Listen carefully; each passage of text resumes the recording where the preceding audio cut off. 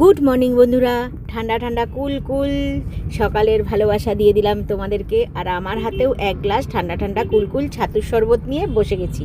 এই নাকের মধ্যে কি একটা লেগে গেছে, মানে ছাতু শরবত গুলতে গিয়ে ছাতুই লেগে গেছে। যাই হোক, তোমরা একটা কথা শুনলে তো খুব আশ্চর্য হবে। কালকে থেকে কিন্তু শিলিগুড়িতে রাত্রে থেকে একটুখানি ঠান্ডা ঠান্ডা পড়েছে, একটু বৃষ্টি হয়েছে, হালকা একটু বালাপোষ গায়ে দিতে হয়েছে, জানো তো। কি আশ্চর্য লাগছে তো? হ্যাঁ, সত্যি বলছি, প্রচণ্ড গরম পড়েছিল। সেটা কিন্তু পাহাড়ি এলাকার এই একটা বিশেষত্ব। খুব বেশি গরম পড়লে তখন কিন্তু যেরকম একটু হাওয়া দিক বা একটু হালকা বৃষ্টি হলেও কিন্তু একটু ওয়েদারটাকে ঠান্ডা হয়ে যায়, এরকমই আছে এখনও পর্যন্ত। তো যাই হোক, আমাদের ঘরে কিন্তু প্রত্যেকেরই ব্রেকফাস্ট হয়ে গেছে। সকাল সকাল উঠে পড়েছি, এখন কিন্তু অনেক কিছু রান্নাও করে ফেলেছি। মাছের ঝোল রান্না করে নিয়েছি, ঝিঙের একটা তরকারি হয়েছে, আর রুটি হয়েছে, চা হয়েছে। তো প্রত্যেকেরই ব্রেকফাস্ট মোটামুটি কমপ্লিট হয়ে গেছে, শুধু বাবা বাকি আছেন।